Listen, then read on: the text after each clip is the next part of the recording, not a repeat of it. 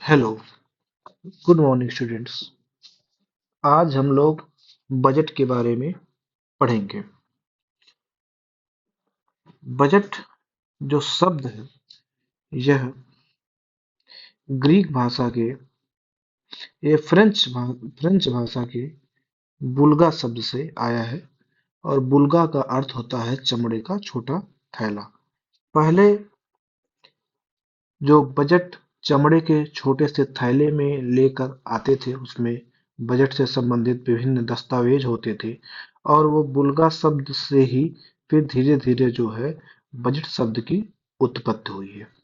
लेकिन आपको ये जानकर आश्चर्य होगा कि भारतीय संविधान में बजट शब्द का उल्लेख नहीं है, कहीं पे भी बजट शब्द का उल्लेख नहीं है, बल्कि इसकी जगह वार्षिक वित्तीय विवरण एनुअल फाइनेंशियल स्टेटमेंट शब्द का उल्लेख है। और भारत में जो है जो अनुच्छेद 112 के तहत केंद्र सरकार और अनुच्छेद 202 के तहत राज्य सरकार प्रत्येक वर्ष अपने आय और व्यय का विवरण सदन में प्रस्तुत करती है। वैसे आय की जगह यहाँ पे प्राप्तियां कहा जाए तो ज्यादा सही है। आय की जगह प्राप्तियां कहा जाए तो ज्यादा सही है। क्यों? अभी अभी आगे हम चर्चा करेंगे आय और प्राप्तियों में क्या अंतर है। अगर अ, भारत में जो बजट प्रस्तुत होता है वह जो है वित्त मंत्री के द्वारा प्रस्तुत होता है और यह प्रत्येक वित्तीय वर्ष के प्रारंभ होने से पहले ही 1 फरवरी को सदन में प्रस्तुत किया जाता है। 2017 से पहले जो भारत में बजट प्रस्तुत होता था वो आम बजट और रेल बजट दो अलग अलग होते थे। आम बजट को जो पेश करता था वित्त मंत्री और रेल बजट को प्रस्तुत करता था रेल मंत्री। बजट सरकार के आगामी वित्तीय वर्ष के अनुमानित प्राप्तियों एवं व्ययों का विवरण है। आगामी वित्तीय वर्ष जैसे इस साल जो बजट प्रस्तुत होगा 1 फरवरी 2024 को, उसमें 1 अप्रैल 2024 1 अप्रैल 2024 से 31 मार्च 2025 तक का विवरण होगा और इसीलिए यहाँ पे अनुमानित प्राप्तियों की बात की जाती है। हम यहाँ प्राप्तियों की बात कर रहे हैं, आय की बात नहीं कर रहे हैं। प्राप्तियां हमें किसी भी तरीके से अगर धन की प्राप्ति हो रही है, पैसा मिल रहा है तो वो प्राप्ति होगा। अब अगर एग्जाम्पल के तौर पे हम अगर कहीं पे काम कर रहे हैं तो हमको हर महीने सैलरी मिलती है, वेतन मिलता है, वो तो हमारी आय है। लेकिन अगर हमारे पास कोई संपत्ति है, मान लेते हैं कोई एक घर है और उसको हमने बेच दिया तो बेचने से तो हमको पैसा मिलेगा, धन की प्राप्ति होगी, लेकिन क्या उसको हम आय कह सकते हैं? नहीं। इसीलिए जो प्राप्तियां शब्द है वो ज्यादा अच्छा है आय की तुलना में। अब एक बजट में जो है 3 वर्ष के आंकड़ों का उल्लेख होता है। जैसे अगर हम बात करें ये जो अभी बजट प्रस्तुत हुआ था पिछला बजट 2023-24 का, उसमें 3 वर्ष के आंकड़े होंगे। एक तो आंकड़ा होगा 2020-21 का और ये फाइनल डेटा होता है, अंतिम आंकड़ा होता है। अब इसमें कोई संशोधन नहीं होता है। और इसमें जो 2022-23 का वित्तीय वर्ष है, फाइनेंशियल ईयर 2022-23 का, इसमें दो तरह के डेटा होंगे। एक होगा बजट अनुमान, बजट एस्टिमेट, और दूसरा होगा संशोधित अनुमान, रिवाइज्ड एस्टिमेट। और आगे आने वाला जो वर्ष है इसमें केवल हम लोग बजट एस्टिमेट ही निकालते हैं। चलिए बजट से संबंधित कुछ और भी महत्वपूर्ण बातें हैं उनको समझ लिया जाए जो हमारे सामान्य ज्ञान के उद्देश्य से, सामान्य जीएस के उद्देश्य से जो है महत्वपूर्ण हो जाती है।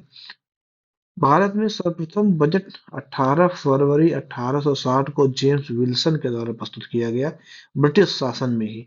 इसीलिए इन्हें भारतीय बजट का प्रणेता भी कहते हैं। स्वतंत्र भारत में पहली बार बजट 26 नवंबर 1947 को वित्त मंत्री आर के खडमुखम सेट्टी के द्वारा प्रस्तुत किया गया। हमने पहले ही आपको बताया कि बजट जो है वित्त मंत्री के द्वारा प्रस्तुत होता है। 2017-18 से पहले रेल बजट और आम बजट दोनों अलग-अलग प्रस्तुत होता था। आम बजट को वित्त मंत्री और रेलवे बजट को रेल मंत्री प्रस्तुत करता था, लेकिन 2017-18 से यह ही एक में ही मर्ज कर दिया गया है। 2017-18 से पहले जो बजट प्रस्तुत होता था वो 28 फरवरी को होता था, लेकिन 2017-18 के बजट से ही अब बजट 1 फरवरी को ही प्रस्तुत किया जाने लगा है, ताकि हमें समय मिल सके आगे की तैयारियों के लिए। भारत में सबसे ज्यादा बार बजट प्रस्तुत करने का श्रेय श्री मोरारजी देसाई को है। इन्होंने कुल 10 बार बजट प्रस्तुत किया। बजट के दो भाग हैं, एक को हम लोग कहते हैं राजस्व बजट और एक को हम लोग कहते हैं पूंजीगत बजट। अब राजस्व बजट और पूंजीगत बजट में क्या अंतर है, कैसे इसको पहचाना जाएगा, तो इसके लिए ये दो चीजें, दो कसौटियां हैं। एक को हम लोग कहते हैं देयता और एक को हम लोग कहते हैं संपत्ति। देयता मतलब लायबिलिटीज और संपत्ति मतलब एसेट्स। देयता मतलब आज हमने लिया है और कल उसको देना पड़ेगा, वो होती है देयता। और संपत्ति जो हमारे पास जो संपत्ति है उसमें परिवर्तन हो रहा है कि नहीं। तो जो राजस्व बजट होता है इसमें ना तो किसी देयता में परिवर्तन होता है और ना ही किसी प्रकार की संपत्ति में परिवर्तन होता है, उसको हम लोग राजस्व बजट में रखते हैं। और पूंजीगत बजट में देयता और संपत्ति में परिवर्तन हो जाता है, उसको हम पूंजीगत बजट में रखते हैं। यहाँ पे एक चार्ट बनाया गया है। बजट बजट को जो है दो भागों में बांट दिया गया है, एक राजस्व बजट और एक पूंजीगत। राजस्व बजट संपत्ति और देयता में कोई भी परिवर्तन नहीं होता है और पूंजीगत बजट संपत्ति और देयता में परिवर्तन होता है। अब बजट में दो चीजें होती हैं, एक होती है प्राप्तियां और एक होता है व्यय। एक होती है प्राप्तियां और एक होता है व्यय। तो इस प्रकार से जो पहला राजस्व प्राप्तियां, राजस्व व्यय, पूंजीगत प्राप्तियां, पूंजीगत व्यय। जो राजस्व प्राप्तियां होती हैं इससे ना तो सरकार की संपत्ति में कोई कमी आती है और ना ही किसी देयता में वृद्धि होती है। अर्थात इसमें उन मदों सरकार के उन मदों को शामिल किया जाता है जो सरकार ने आज प्राप्त कर लिया है लेकिन फिर उसे लौटाना नहीं है। अब इस प्राप्तियों को दो भागों में बांट दिया गया, एक को कहते हैं कर प्राप्तियां, टैक्स रिसिप्ट, और दूसरे को हम लोग कहते हैं गैर कर प्राप्तियां, non tax receipt.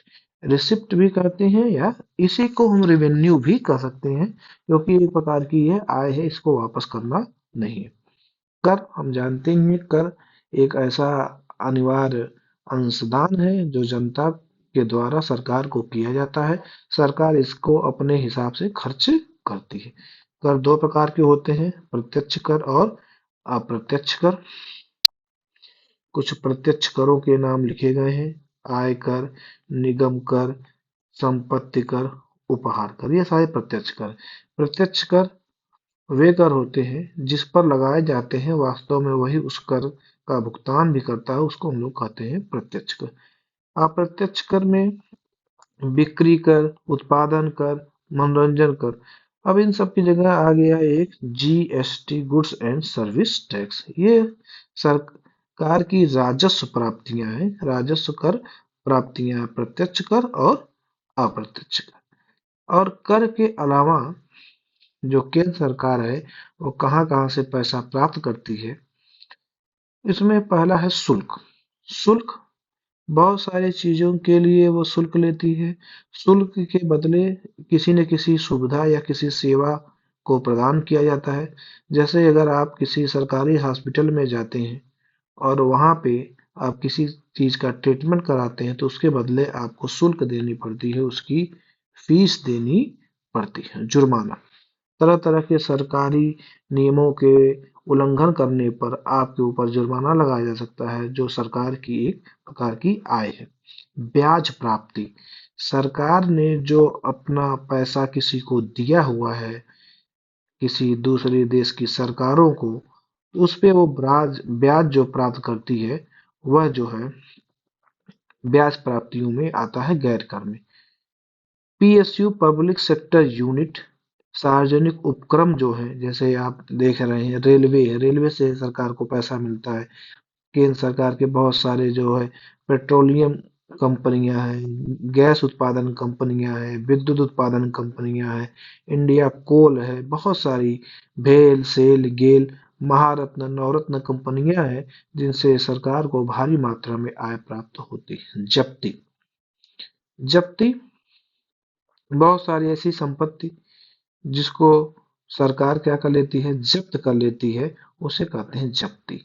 S seat, S seat का मतलब होता है ऐसी संपत्तियां जिसका कोई उत्तराधिकारी नहीं होता है, अपना उत्तराधिकारी नहीं बनाता है, ऐसी संपत्तियों को सरकार अपने पास ले लेती है, उसे कहते हैं एस सीट। उपहार, उपहार बहुत सारे देशों से सरकारों को आय उपहार मिलता है, गिफ्ट्स मिलते हैं, इसको फिर बाद में लौटाना नहीं पड़ता है, इसे उपहार कहते हैं।